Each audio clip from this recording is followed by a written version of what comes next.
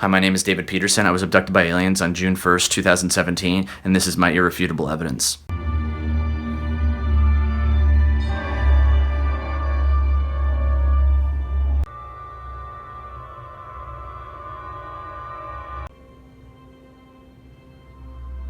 When I hear about a conspiracy, I'm immediately throwing it away. I'm like, no, that person's crazy. But then this happens to me, and then it flips my whole world upside down. Now I'm realizing that all the stuff that people say could be true. Maybe the earth is flat. Maybe it is hollow. Maybe it's just a cube. It's both.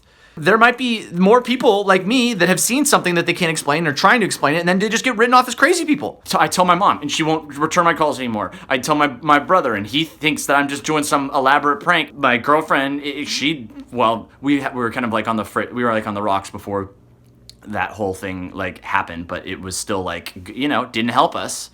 That ended. I don't know where else to turn, and I need someone to believe me. And I can prove it. And I can prove it. I can prove to anybody this actually happened. So this is the phone that was next to my bed. Just gotten it the day before, but so you can see the paint completely stripped off by something. So presumably whatever caused that happened to my skin. Half my hair fell out. Hopefully that's growing back. It's not a male pattern thing. They say whatever watch or clocks in the room at the time stopped at whatever time you were abducted. My phone just died. I brought it in to the Genius Bar. Nothing was responsive. So I got this phone that I'm using.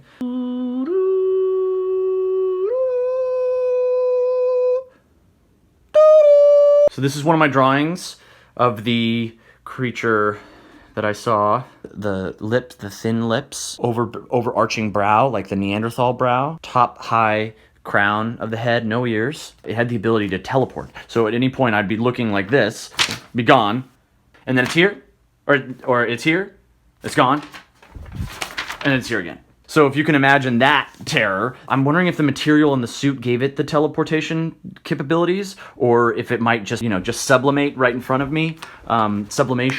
Sublimation is the phase transition of a substance directly from the solid to gas phase without passing through the intermediate liquid phase. Maybe I'm just more susceptible to having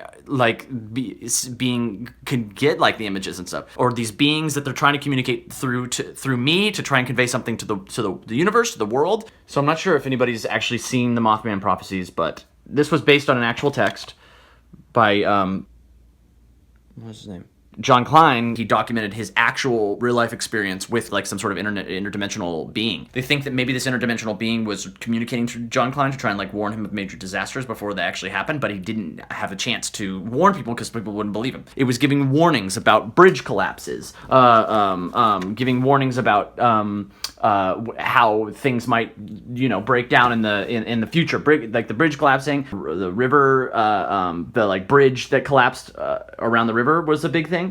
I think that they picked me for a reason. The images started to come back in my dreams, and they turn into nightmares until they turn into waking nightmares, and now I can't get the thoughts out of my head. It made me wonder if maybe I inadvertently started an intergalactic war, and if that is the case, I'm going to apologize. If you are worried about this, pack up a car, a vehicle, an RV, get a good survival kit together. Best I can tell, they're going to probably target the major cities first, and then they'll kind of work their way out from there. Independence Day got it right, guys. Independence Day got it right. In thinking more on Independence Day resurgence, like there was stuff I liked about it, there was stuff I didn't like about it. I thought though that like the idea of adapting alien tech for a future war was interesting. But then you go back and rewatch Independence Day 1, and then you think to yourself like, I mean, that was something special. Slow build, not knowing until the midpoint what the alien intentions really were. I thought there was something special about that, because then once you enter into that world again and you know that the only reason these aliens are going to be here is to harm us because we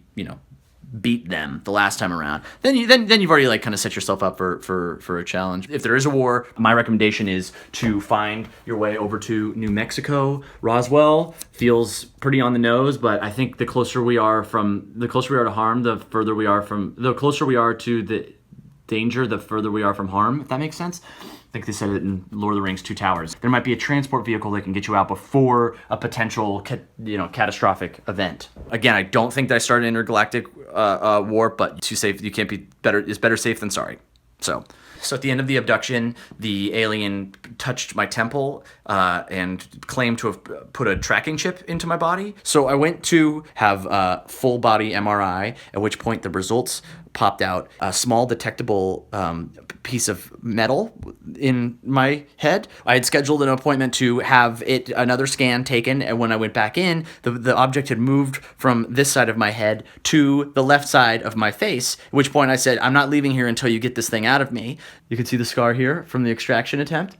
From when they were attempted to pull it, they opened it up, it was gone. It had moved again in my body. That doctor said that I was just being a hypochondriac. I started feeling pain in my neck, went to another doctor, they went for an extraction attempt. You see this guy? Yeah. Then it had moved again, so there was nothing there. So I start feeling something in my arm, right? Look at this, another extraction attempt.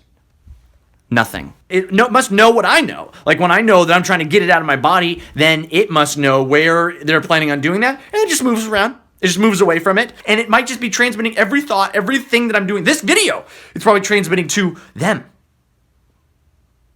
By you watching this, they know who you are now, and they know that you know that I know. In what terms can I convey to you what they're trying to convey to us? I think the new Rev Up tea, their response to the Joy tea that was sent around over the holidays, I really like it. I think it kind of gives you a nice pick-me-up buzz, kind of helps me with these late nights. Apparently there have already been beings that have been recovered, previous crashes with the government, and from these creatures, they've been able to extract all of this math. So we already as a species might know how to travel at the speed of light. We might know how to do interdimensional travel. We might be able to travel in time. There's all of this stuff that we've been able to extrapolate from the minds of these beings, and they might be trying to extrapolate that from my mind now. I might be somebody that they're trying to extrapolate stuff from. I'm not afraid of you. I'm not afraid of the government. What do I know that no one else knows? Everything. So if they're trying to really speak through me, I'm trying to dilute and focus in all of these images and these ideas that are appearing to me and make sense of them. I've been painting now. Been trying to paint what's appearing in my head. If anyone's interested in purchasing this, could be some sort of like alien code. Shoot me an email or a message on my YouTube account. Maybe you might be able to take a piece of my abduction home with you. So this disc was spotted in Brazil the night of my disappearance. That times out with the lights that was seen here. Where is it? Where did I put that? So that night, there was mysterious air objects seen in the sky over LA, where I was located here. Some ancient hieroglyphs and cave paintings would actually depict beings from other planets coming down and imparting information. And they would always have these like sun images preceding the arrival of these beings.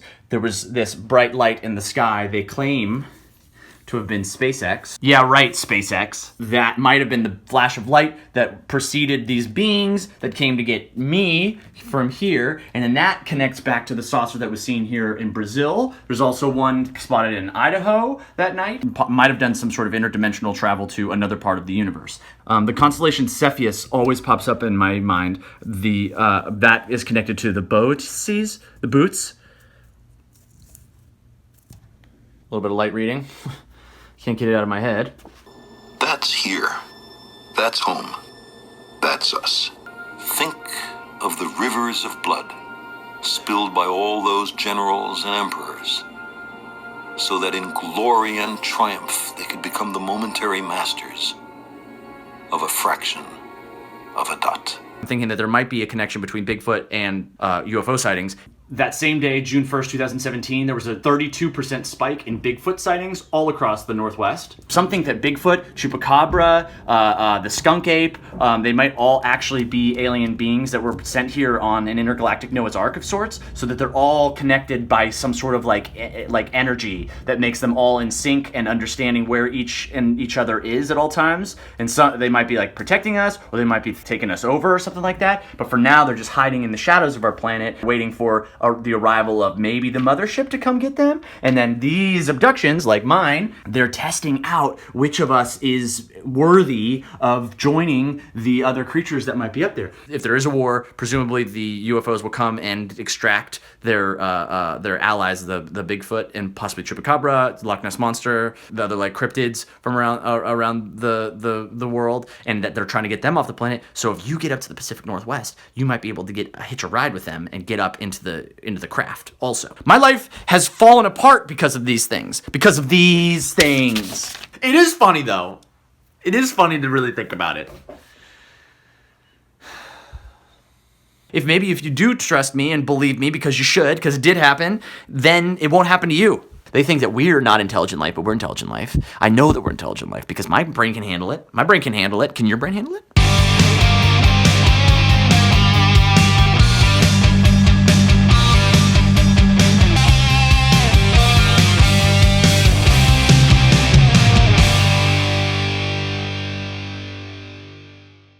So just imagine the opposite of a human being, and that's what lives down on the other side of the flat Earth.